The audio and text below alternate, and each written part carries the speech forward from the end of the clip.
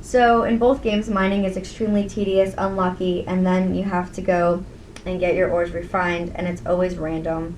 A great thing to do before you go and get anything refined is to save, because since the process is random, if you don't like what you get, you can try again. But there's this new thing about your ores sparkling. Which supposedly helps you rank if they're good or not. If they don't sparkle, you might as well just put it back down on the ground because it's worth less than the ore or the wonderful by itself. We haven't really tested this out yet, and we know for a fact that even then it's still not consistent when you restart the game. But it's just really obnoxious overall when you go down there and you get a gas in your face that either makes you run slower, lose stamina, gain stamina, run faster. It's just all a pain. The gases, which first appeared in Magical Melody, and they're everywhere all the time. In fact, I think you get gas more often than you get the ore you want. If you're really into mining, unfortunately, both of these games are not going to satisfy that, because it's just completely a waste of time unless you really, really get into it and you really take the time to concentrate on it. The shipping bin is really nice because, much like A Wonderful Life, you have the option to put things in and take them out. So if you accidentally put the wrong item in, you can just take it back out again. You view it in the two screens, decide how many you want. Yeah, unfortunately you can't do that in Tree of Tranquility, though. You can't choose how many items you take in or out of the shipping bin or anything that you're putting your items in and out of. It takes the entire amount of the item. So when you only need one, and you accidentally put in, all 15 of the flowers you have to carry all 15 flowers around until you get rid of the one that you need, and then you can ship them or put them back in your toolbox. A little annoying, but it's still nice that you can take things in and out of the shipping bin, because I've almost shipped my brush and my milker a few times. In both games, you can also just make recipes. There's no running around trying to find the recipes so you can make and unlocking items. You do have to buy the tools, but it's not too bad. And in Animal Parade, you can actually buy recipes at the general store. Yeah, it's really nice. The other thing is, though, that it depends on the quality of ingredients you use. If you use a decent tomato, you'll get a decent dish. If you use a shining tomato, you'll get a shining dish. So you really need to take into account what ingredients are going into your recipes. Each one will be saved separately as well as a decent herb fish dish or a shining herb fish dish. So you need to take that into account when you're cooking. So in both games you can track people. It's an amazing new feature because usually, or in the old games, you would have to go online and look up and hope that somebody posted a schedule of the sweetheart that you're looking at or that you want to try and marry. And so in both games you can track people. I feel this is a good place to put a warning that all of the people like ridiculously complicated and expensive items. Yep. You can only track one person at a time. In both games, your chickens only lay eggs inside. However, in Tree of Tranquility, when you put your animals out in the field at night and you go to sleep, the next morning they're all back in their barn or their coop. So it's a really nice way to then when you get up in the morning, you see the sun shining, put your animals outside, but then you can go into your chicken coop and get the eggs that they had. Of course, you'll still have to milk your cows in the field. They're not going to leave milk in the barn for you. But it's still a nice thing that they automatically go back in there every single night, so you don't have to worry about putting them back in there.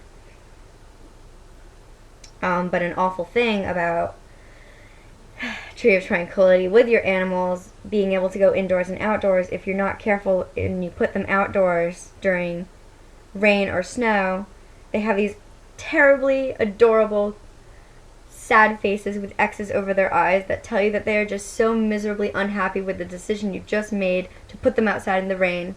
But it's really a great sight to see, so do it at least once or twice. It really is cute. It's hilarious. So in Tree of Tranquility, you can buy your tools already upgraded at the general store, which is a great thing because, as I said before, mining is absolutely dreadful. So instead of having to go and mine for your ore, get it refined by Mira, and then have it upgraded by Ramsey at the blacksmith shop, you can just go and buy them upgraded.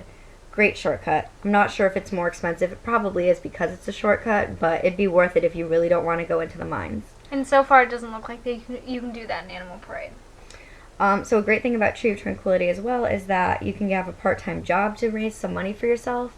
because, growing things and selling them at first is really hard. Also, foraging is really difficult because nothing really spawns in the same place or at the same time every single day.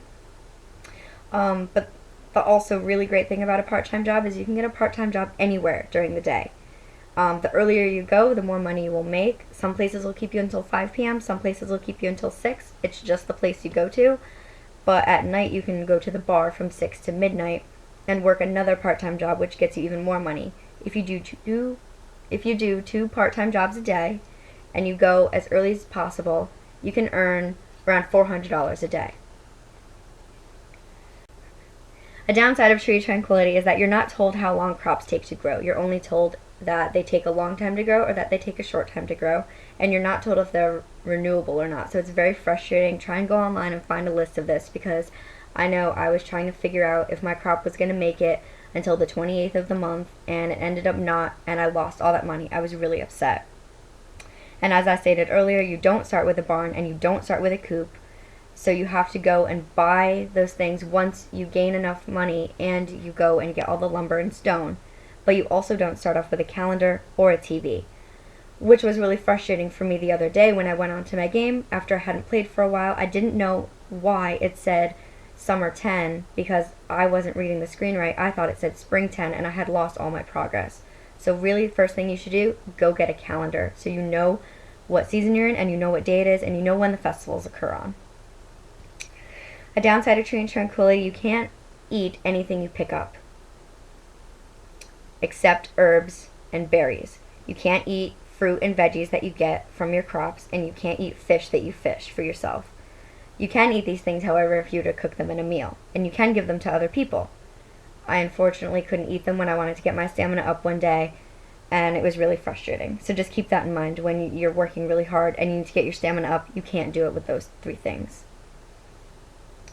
The character makes really weird noises. You're going to learn this whenever you try and do anything strenuous. When you go fishing, when you use your hoe, when you use your watering can, or just in general. She makes and he makes really weird noises. Another downside is when you're keeping track of your stamina, you walk when you're tired. Do not get tired with little red in your stamina and little X's over your eyes, because it's really frustrating if you're all the way at Brownie Ranch and you need to walk yourself home for the end of the day, or you need to walk yourself all the way to the spring that's past your property on the other side of the, I guess you can call it world, because you're not going anywhere else. And it's the slowest process, and it's the most frustrating thing I've ever had to deal with. Another downside of tree tranquility, you can only plant in plots that are 1 square by 6 squares long.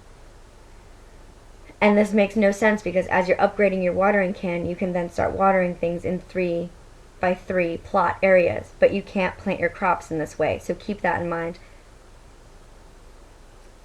As for in Animal Parade, you can only plant one at a time, much like in A Wonderful Life.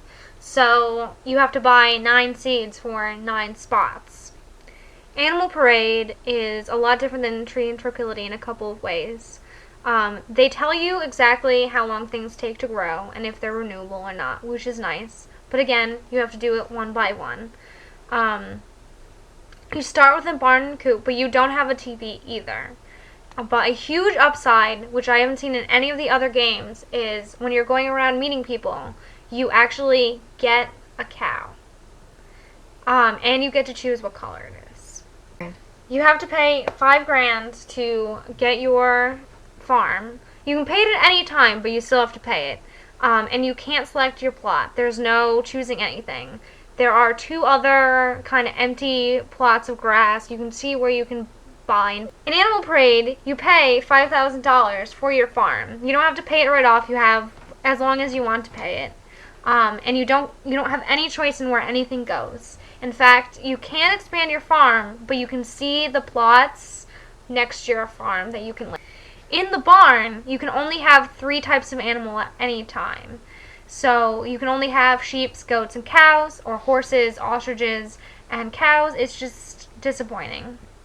Also, in Tree of Tranquility, you can buy neighboring areas and expand your property, but unfortunately, you can never move your barn or your chicken coop or even your house to any other plot. And any plot that you choose in the beginning of the game is the same plot that your chicken coop and your barn are going to be built on next to your house. Keep that in mind. You can't just put them anywhere. And some little annoying tidbit about Animal Parade is that the animals take a really long time to eat. So when you come out in the morning and you let them out, they're hungry. You come and check on them a couple hours later, they're still hungry. Only like in the evening have they decided that they can eat grass, and you can be sure that they're happy with you. But you have to make sure you grow the grass. Yes. Both games have a similar storyline and similar characters.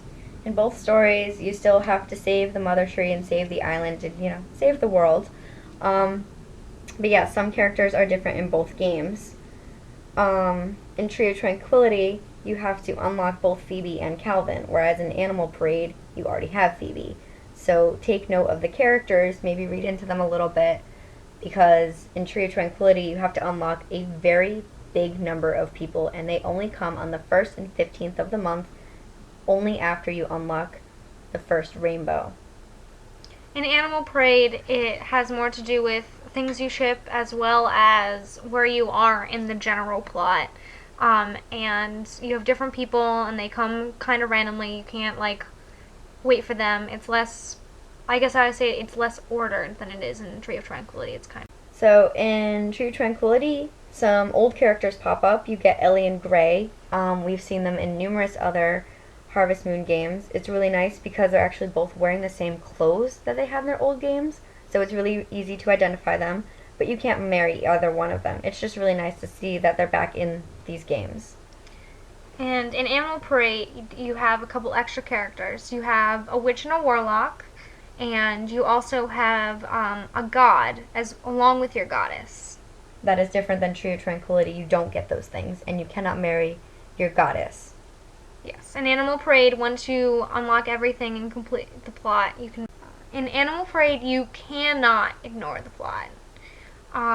It makes it impossible to do anything but the basics. You can't get most plants, you can't get different clothes, you can't buy a bunch of items your sweetheart might like, until you get all of the bells, or at least some of them. In Tree of Tranquility, you can really ignore your plot. You don't really have to do that much. However, if you do want to unlock all the people that are going to come to Waffle Island, you do need to at least finish the first rainbow out of all 5 that need to be done. In any case, you need to ship a certain amount of produce from Brownie Ranch and from Souffle Farm to be able to unlock more seeds and more animals. Otherwise, they won't be available to you. Marry either of them. In both games, you get to choose the sex of your kid. However, in Animal Parade, you can have 2 kids. Their looks are random. In Tree of Tranquility, the look of your child is based off of you, because at the end of the game, you have the choice to have your child take over, and then, of course, you die. The upside of this is that you get to, completely start the game over fresh, and it actually continues from this game that you had worked so hard on. The downside is that all relationships are erased, all plots that you had owned are erased, and the really weird part about it is that you can marry even your quote-unquote mother in the new game. It's a little strange, but at the same time a great way to start over if you didn't want to start a completely new game. Yeah, in Animal Parade you can't continue on in that way, and your kids are based off of your wife. There's usually 2 hair color options and 2 eye color options. Also in Animal Parade, you can choose 1 younger look and 1 older look for your children. So you have a younger sibling and an older sibling, and you can only have 1 of both, not 2 younger siblings and not 2 older sibling looks. So in general, neither one of us are very far in either one of our games. I can definitely tell you that Tree of Tranquility is extremely addictive. The first day I had it, I was up until 7 a.m. and my hand was cramping for the next couple of days. I did not want to get off of this game. It is a great game. If you had any other general questions, you can look online. There are some great walkthroughs. Unfortunately, not so much for Tree of Tranquility, though. Maybe I'll put one up when I finish this game. Plan on later.